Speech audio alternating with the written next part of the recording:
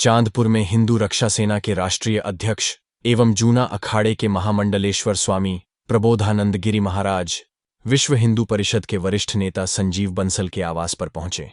Press वार्ता करते हुए उन्होंने भारत को अखंड भारत बनाने की बात कही। उन्होंने कहा कि 2027 में फिर से उत्तर प्रदेश में भाजपा की सरकार आएगी। हरिद्वार से लखनऊ जाते समय महामंडलेश्वर विश्व हिंदू परिषद के वरिष्ठ नेता संजीव बंसल काके के आवास पर कुछ समय रुकने के बाद पत्रकारों से वार्ता करते हुए महामंडलेश्वर ने कहा कि उत्तर प्रदेश में भाजपा की सीट घटने का कारण बड़े नेताओं द्वारा छोटे कार्यकर्ताओं की उपेक्षा करना रहा है। छोटा कार्यकर्ता वोटर को निकालने के लिए गया ही नहीं, इसलिए उत्तर प्रदेश में भाजपा की ज्यादा दुर्दशा हुई। उन्होंने कहा कि समय रहते योगी आदित्यनाथ जो भी कमियां रही हैं उनको दूर करेंगे तथा 2027 में भाजपा सत्ता में आएगी। पत्रकार वार्ता में हरिद्वार से पधारे महंत वीरेंद्र स्वरूप जी महाराज, विश्व हिंदू परिषद के वरिष्ठ नेता संजीव बंसल काके, प्रमुख गुड़ व्यवसायी सुबोध गुप्ता, आदित्य बंसल आदि उपस्थित रहे। चांदपुर से अजय कुमार कौशिक की रिपोर्ट। महाराज जी, आपका पूरा परिचय क्या है, जरा जानना चाहेंगे। महामंडलेश्वर स्वामी प्रबोधानंद गिरी, राष्ट्रीय अध्यक्ष हिंदू रक्षा सेना, अपना बालाई धाम हरिद्वार में आश्रम। महाराज जी, इस समय एक देश में विकट समस्या है बांग्लादेश को लेकर के। वहाँ जो हिंदुओं पर अत्याचार हुआ है, हिंदुओं के मंदिर ध्वस्त किए जा रहे हैं, इस पर आपका क्या कहना है? बांग्लादेश की समस्या आज हमको सामने दिखाई दे रही है। पूरे मुस्लिम जगत ने हिंदुओं के खिलाफ एक षड्यंत्र किया हुआ है और वो ये चाहते हैं कि जो हिंदू अपने भारत में या कहीं अन्य बचे हुए रह गए हैं वो सभी समाप्त हो जाए और पूरा मुस्लिम धरती हो जाए, ऐसी उनकी परिकल्पना है। उस परिकल्पना के तहत ही उन्होंने बांग्लादेश में जो इस्लाम के जिहादी लोग हैं उन्होंने वहाँ सत्ता पलट किया। सत्ता पलट तो एक नाम मात्र का बहाना था। केवल निरंतर वो हिंदुओं को हमला कर रहे हैं, हिंदुओं की हत्याएं कर रहे हैं, हिंदुओं के साथ रेप कर रहे हैं। और इतना ही नहीं, आपको जानकारी दे दूं, 21% से घटता 8% हिंदू रह गया है। ये सरकारी आंकड़ा है, लेकिन मेरा ये मानना है कि मुश्किल से 4-5% ही रह गया होगा, क्योंकि वहाँ दोनों काम चल रहे हैं। एक तरफ हिंदुओं पे हमला है, हिंदुओं के मठ मंदिरों पर हमला है, और दूसरी तरफ है उनको जबरदस्ती इस्लामीकरण करना। और ये जो काम है ये इंटरनेशनल षड्यंत्र के द्वारा हो रहा है, ये अंतर्राष्ट्रीय षड्यंत्र है और इसमें बड़े जिहादी गैंग सम्मिलित हैं। मैं बार बार कहता हूँ इस बात को कि धरती के लिए जो कोई खतरनाक है तो इस्लाम का जिहाद है। ये मानवता को समाप्त करता है, ये शांति को समाप्त करता है। उसी का परिणाम ये बांग्लादेश है। और आज बांग्लादेश आपको लग रहा है कल हिंदुस्तान पे भी हो सकता है, लेकिन हिंदुस्तान के लोगों को धीमे धीमे समझ में आने लगी है और हिंदुस्तान के लोग अब तैयारी में हैं। अब की बार मुझे लग रहा है कि इन जिहादियों को सबक सिखाया जाएगा और ऐसा सबक सिखाया जाएगा जिहादियों को कि एक एक जिहादी इस धरती से समाप्त होगा। पहले तो ये बहुत सारे जिहादी खुद ही मर जाएंगे। आप देख रहे हो कि इस्लाम के जिहादी एक दूसरे के लिए दुश्मन हो रहे हैं और रहे सहे अपने के कर्मों के कारण से इस धरती से विदा हो जाएंगे। और इनका स्वप्न कभी भी ये धरती इस्लामीकरण हो जाए, ये कभी पूरा होने वाला नहीं है। और अब की बार इनको वो ही सबक सिखाना पड़ेगा। और जो भारत का अखंड स्वरूप था उसकी एक शर्त थी, और शर्त यह थी कि पाकिस्तान बांग्लादेश इसलिए हिंदुस्तान से अलग हुआ कि मुसलमान हिंदू के साथ नहीं रहना चाहता था। किसी हिंदू ने नहीं कहा। अब जब तुम हिंदुओं को वहां नहीं रहने दे रहे तो दो रास्ते हैं।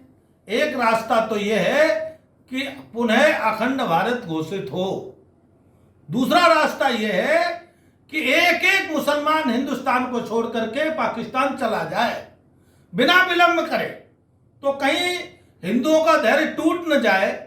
इसीलिए मैं इस्लाम के जिहादियों को बार बार कहूंगा कि वो जरा अपनी आदत सुधारें और इस मानवता को बचाने में कुछ सहयोग करें, मानवता के दुश्मन ना बने। अभी आपने कहा अखंड भारत बनना चाहिए, तो अखंड भारत ऐसे कैसे बनेगा? अभी पिछले लोकसभा चुनाव में जितनी बुरी दशा बीजेपी की हुई है उत्तर प्रदेश में, योगी और मोदी को पब्लिक ने नकार दिया है इस पर आपका क्या कहना?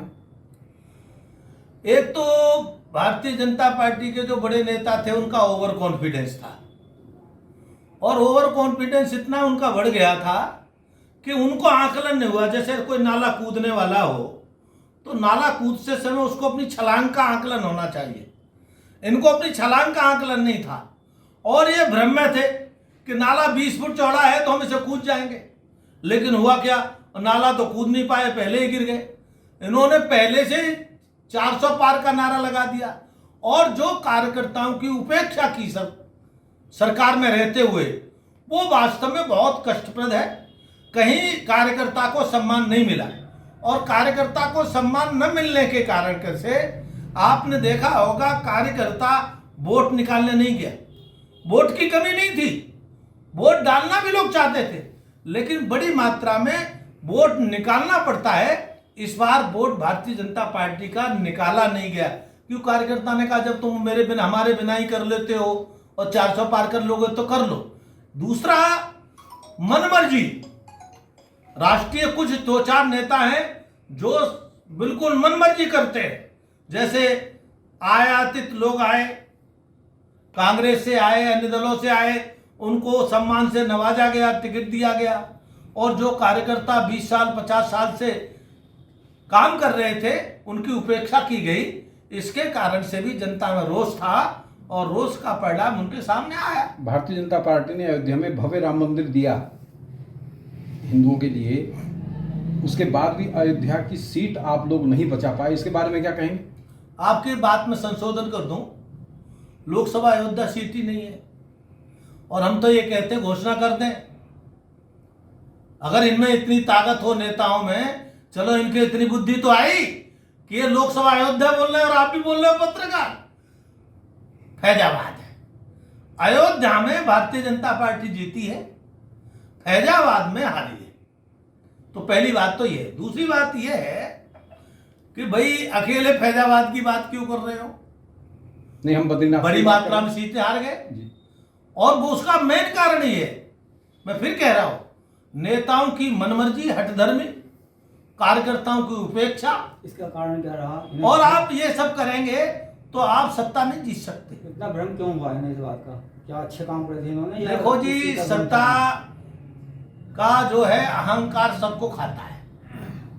सत्ता पे जब बैठ जाता है आदमी, तो उसके सामने एक बार को भगवान आ जाए तो उसको भी छोटा समझेगा। अब अहंकार भले ही आपको ध्यान हो, अपने संघ के सरसंघ चालक माननीय मोहन भागवत जी ने राम जन्मभूमि के शुभारंभ के दिन में भाषण में एक ही बात कही, और वो ये बात शुरुआत की थी उन्होंने कि हमको अहंकार नहीं पालना चाहिए कि हमारे कारण से भारतीय जनता पार्टी या कुछ नेताओं के कारण से मंदिर का शुभारंभ हो रहा है। उन्होंने स्पष्ट कहा था अपने भाषण में, लाखों लोगों के, कार्यकर्ताओं के बलिदान के कारण से, लाखों भक्तों के बलिदान के परिणाम स्वरूप आज भव्य दिव्य निर्माण प्रारंभ हुआ है। और ये बात अलग है, उसमें सहभागिता करने का हमको अवसर मिला है, ये भगवान की हम पर कृपा है, लेकिन ये अहंकार नहीं पालना चाहिए। सत्ता का स्वभाव है, सत्ता में आज आदमी जाने के बाद अहंकार पालता है। जब ऐसी स्थिति में 2024 में लोकसभा के चुनाव में उत्तर प्रदेश में लगभग 1/2 सीटें दी पब्लिक ने बीजेपी को, तो 2027 के चुनाव में आप विधानसभा चुनाव में क्या कह सकते हैं कि क्या यही लोग करके आएंगे कि दूसरी पार्टी को मौका मिलेगा? देखो, आज पूरे विश्व में उत्तर प्रदेश के मुख्यमंत्री का कोई विकल्प नहीं।